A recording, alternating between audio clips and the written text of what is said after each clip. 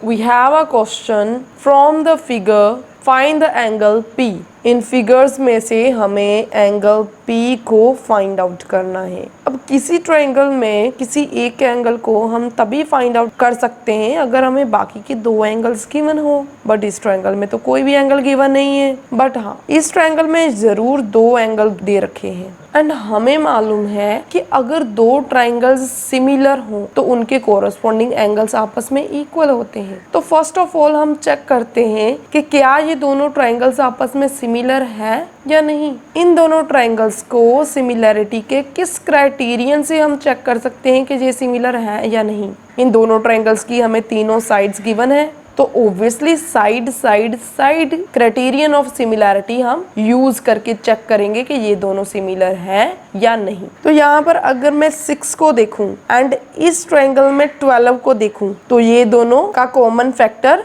6 है। तो यहाँ पर मैं लिखती हूँ 6/12, ओके, इक्वल्स टू। दूसरी रेशो कौन सी लिख सकते हैं, यहाँ पर देखो, इसके पास √3 है एंड इसके पास भी √3 है, तो ये दोनों आपस में ही सॉल्व हो सकती हैं। पहले इस ट्रायंगल की साइड लिख रही हूँ, तो यहाँ पर पहले लिखूंगी 3/√3 अपॉन, फिर इस ट्रायंगल की साइड को लिखूंगी 6/√3 इक्वल्स टू। अब इसकी थर्ड साइड यही वाली बची 3.8 एंड यहाँ पर 7.6। अब इनको कैंसिल करके देखते हैं कि क्या ये रेशियो सेम है या नहीं। 6 1 जा 6, 6 2 जा 12, √3 से √3 कट गया, 3 1 जा 3, 3 2 जा 6। इनको अगर मैं पॉइंट हटाकर लिखूं तो 3/8/7/6 आ जाएगा, क्योंकि जब इसका पॉइंट हटेगा तो ऊपर 10 आ जाएगा, जब इसका पॉइंट हटेगा तो नीचे 10 आ जाएगा, तो 10 से 10 कैंसिल हो जाएगा। 38 1 जा 38, 38 2 जा 76। तीनों के लिए रेशोज सेम है, तो इसका मतलब yes,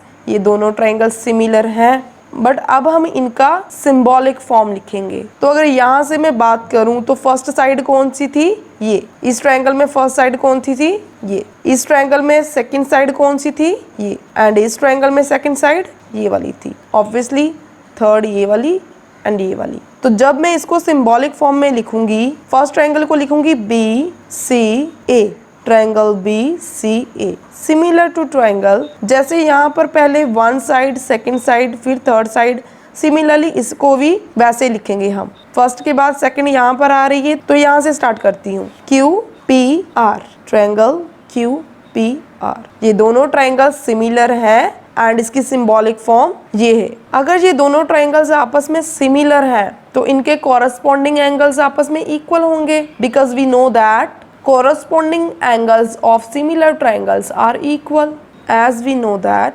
corresponding angles in these similar triangles are equal। तो इसका मतलब angle B equals to angle Q, angle C equals to angle P, angle A equals to angle R। And हमें कौन सा फाइंड आउट करना है, एंगल P। P एंगल किसके equal है, C के। ये P एंगल C के इक्वल है। तो फर्स्ट ऑफ ऑल हमें C फाइंड आउट करना होगा। अब इस ट्रायंगल में तो हमें दो एंगल दे रखे हैं, तो थर्ड हम फाइंड आउट कर सकते हैं by using angle sum property in triangle. तो यहाँ पर लिखते हैं, in triangle ABC angle A plus angle B plus angle C equals to 180 degree by angle sum property, right. Angle A कितना है, 80 degree, plus angle B 60 degree, plus angle C हमें find out करना है, equals to 180 degree. 80 plus 60 140 degree, plus angle C equals to 180 degree. Angle C equals to 180 degree as it is. इस 140 को उठाकर right hand side shift करते हैं तो ये नेगेटिव का 140 डिग्री हो जाएगा,